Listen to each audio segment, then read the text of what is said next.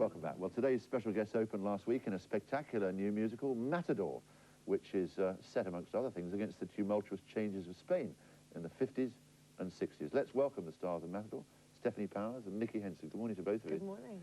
How much does it is early? Well, it is early. I mean, that leads to the first question, really. When the curtain closes, does all human life stop if you're on a long... Yes, we have a lot of support from our fellow members of the cast. We have John Barrowman, who plays the Matador himself, said he'll be watching us from his bed with his cats and his cup of tea. I'm awfully glad. He'll be fast asleep, he'll be taking it. Actually, just out of interest, what does happen when the curtain closes? Did you all say bloody awful audience tonight, or did you see that woman in the pink, or wasn't that irritating, that cough in the back row? They've been fabulous to us. I mean, our audiences seem to love this play. Yeah. And how do they exhibit their love? They stand up. Yeah. And leave? They can't... No, they stand up and applaud. Thank God. We get standing ovations. They work as hard as we do. It's a very energetic musical, but they seem to kind of join in. Yes, I mean, whatever all the critics have said about it, all the critics have been united in saying it's actually non-stop. And the miracle is that nobody collides with anybody else on stage. Or has anybody yet? No, not yet. There have been no good... Is it actually exhausting, physically? Not for me so much. It is for a lot for the dancers who are doing really double duty. I mean, it's a real company show. There's 23 of us in the cast, and it looks like 50. They work so hard, the kids. We know the history now, and in fact, our researchers have been to see the show, thrilled by the show. But there was, of course, you get this formula, don't you? You do the show, you put everything you can into it, the audience apparently enjoy it, then you open the papers and a different story is told. Some critics, not all actually, no, they were kind of divided straight down the middle in the dailies. It was the Sundays who went, and the difference with the Sunday reviewers is they're not reviewing the show, they're reviewing a week in the theatre. And they'd spent 3 days down in Stratford seeing a great deal of Shakespeare stuff, and they're dragged screaming to an expensive flash musical, and they don't like them, really. You think they got review fatigue, do you, by the time they get to you? I have to say, a lot of those guys have been at it as long as I have, and I've been doing it for 30 years, and there are 2 or 3 of those critics who are still there. But how can you go to the theatre 6 times a week and retain any kind of excitement? I suppose it gets boring to the public to go on and on about the critics. They're entitled not to like something, aren't they? Oh, absolutely, yes. But only in the way that any average person is. They should really be speaking for the average person, and sometimes they don't. Sometimes they speak for a small section of the theatre-going public. For all sorts of different reasons. It isn't there just to be poetic or just to be political. There is entertainment theatre as well, and this is pure entertainment theatre, and the audiences come enjoy it and love it, and they don't feel there's a space for that. And it's also expensive theatre. They don't like those very expensive musicals. If it was the RSC or the National Theatre, and it was £1.5 million of our money, I can see them getting cross, but this isn't. This is a lot of businessmen's money. Do we take them too seriously? I mean, we know the power of on Broadway, but here, can they close shows, do you think, Stefanie? Thank God, no. I don't think they can, fortunately, because people are, I think, maybe they're more intelligent than us. We have this terrible situation in the States, as you understand, where we literally have one critic. Nobody should have that kind of power. And to dictate whether or not you or I are going to go to the theater and enjoy ourselves. I don't think anybody should tell me whether or not I'm going to enjoy myself. I'd like to make that choice for myself. That one critic being Mr. Rich. Mr. Rich. Who has why don't you phone him up and say, Frank, come on around for Well, I wonder why they haven't taken a contract out on him. But he has successfully destroyed the source of his own income by closures of theaters. His wife probably loves him. I certainly hope somebody does. His got to. I certainly hope somebody We mustn't be does. too negative, because the reports are the audiences are enjoying Matador, which is actually what it's all about, presumably. That's it. Those are the only people we care about. Also, I have to say, there are a lot of people coming to see this show who've never been to the theatre before, who are really getting off on it. And maybe they'll be down at Stratford one day watching the shows, because this is the thing that got them off on the theatre. And I think it's a shame that that kind of thing isn't pointed out. We had people coming out of the matinee on Saturday. 10 people came out of the matinee on Saturday, booked and went straight back in the evening.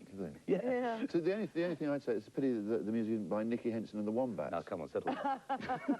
Who were a famous group. I know the 60s are back in at the moment. Don't be ashamed of one of our finest musical creations. Relax and enjoy yourselves. We're going to check on the British weather, which you two presumably know nothing about. You've been stuck indoors for weeks. I didn't think there was such a thing. It was gone. Stefanie Powers and Nicky Henson, good morning again. I mean, watching Michael there leads one to think that he's got talent, obviously he's got talent, but also luck plays a huge part, doesn't it, in being in the right place, the right time, knowing the right people for the right role. Nicky?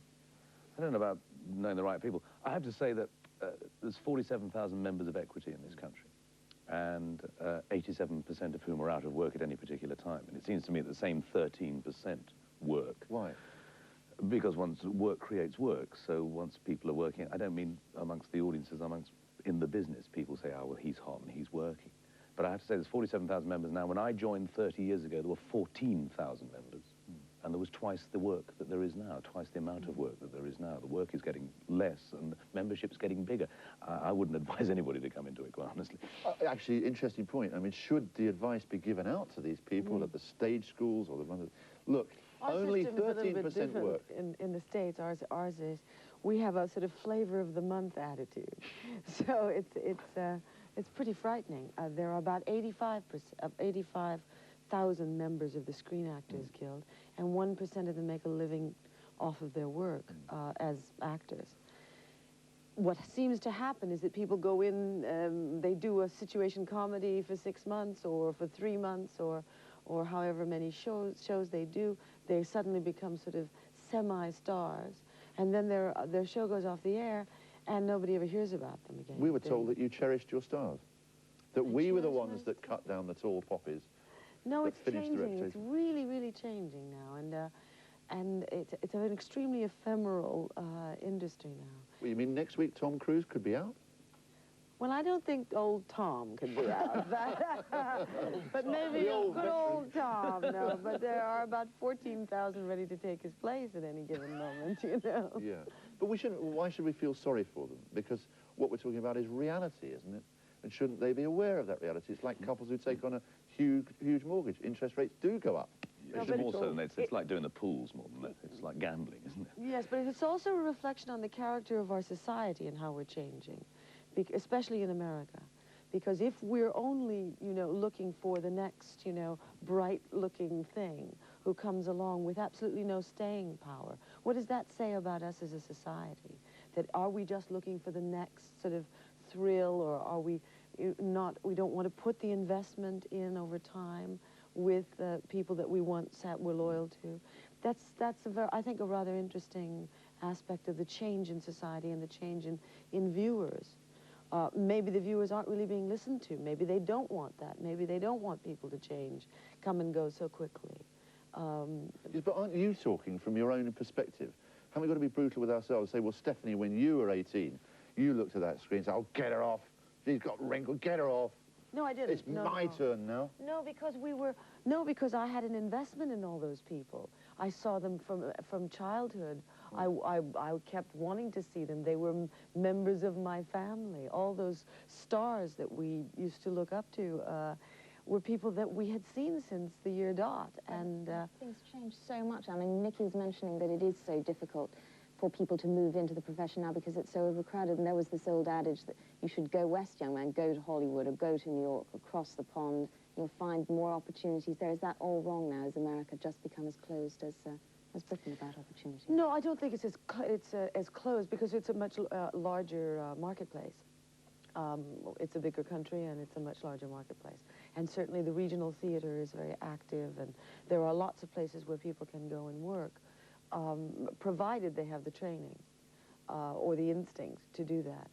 But if they simply want to arrive in Los Angeles in the beauty contest, then they will fall victim to what that contest is all about. Does the star system still work the same way No. as it always has? No, not at all. What's changed about it now? As I said, there's no staying power. There's very little staying power. The diversification that one is now able to do without stigma is a wonderful opportunity, but only, as I said, for those people who are prepared to do that and able to do that. It makes it a much broader palette for one to be able to perform in, as opposed to the studio system, which was very restrictive. But the population has increased, people's demands. And there's television as well, I mean, which is a new medium for everybody in that sense. But there's more outlets. There's just more for everyone to do. Much more of a pecking order in America. It's much easier for us to be able to go from job to job. I can finish playing the lead in something and then go and do 2 days in a picture, and nobody's going to know, why is he doing that? His career's on the skids. Whereas in America, you have to do something that's as good as the job that you've just done. Otherwise, people think, that's it, he's finished. We can go from one thing to another much more You're here. only as good as your last show. But for all the warnings, you can't stop people dreaming. I mean, can you remember We don't looking want back? to, though. What was your dream? Can you remember your dream? Oh, no, it's been too long ago. Come on. Come on, what was your dream? You were sitting in a classroom one day and you thought, Yeah. wow, I'd like to be that. No, I was 15 years old when I started, so I mean, it was a long time Why ago. did you start? Were you an extrovert by I was nature? a dancer. I danced in a ballet company when I was very young, and at the age of 15, I auditioned for West Side Story. But why? So I'm trying to say, Well, why did you because want we to... just did. Because everybody at ballet school did, or dancing school just did. We used to go on auditions all the time for all the road companies and all that. And I got chosen this time, much to my shock. You mean, why does one go into it? Yeah, I mean, I was looking really for, you know, the thrill of the applause, the flashbulbs going off in your face, the bouquets of flowers. Well, why do you do it? I think that before. I mean, like, I thought it was all going to be swimming pools and sunglasses. Within 6 months of doing it, you realise it just isn't. But tough, you're in there then. People still But you think said, that. you mentioned something when there was the break of how is it, why, you know, when you start to do a play such as Matador, and the concentrated effort and the focus that one goes through throughout an extended period of rehearsals and technicals and previews and all of this. And you said, my God, isn't that tiring? And that's the narcotic, I think, of why we enter into this business in the first place. Because to put 100%... Oh, we're looking at some scenes, actually, from Matador there. Sorry to interrupt you. Oh, that's all right. That's, is that John? Yeah. Oh, who's that? I think, Oh I recognise that one. That's the, yeah. That looks perilously like you. That's one of the dance scenes, because the dance scenes, of course, have gotten... This is something that's received universal praise, isn't it? The depiction Yeah, that's of our the- helicopter and chandelier rolled into one. The bull, the flamenco bull is just brilliant. And this is John Barman. There's the lead. With his tortoiseshell glasses. There was, of course, supposed to be this wonderful idea that this was, talking of the stars that one emulates these days, that it's the old love story between Ava Gardner and El Cordobés. Was that really fun? I don't think so. I knew Ava a little bit, and I don't think that she had, that Cordobés was in her life. There were a couple of other Matadors that were, but I don't think it was El Cordobés. I don't think it was. There were a few of them. It's not a homage to bullfighting. I know you'd want to make that point pretty clearly. Yes, it's not a glorification of a blood sport. You We said can that- rest assured. But you spoke to her, did you talk to her before, obviously, her death, about these sorts of things? I mean, was there something in the offing? I don't think we ever really, oh no, this was never in the offing.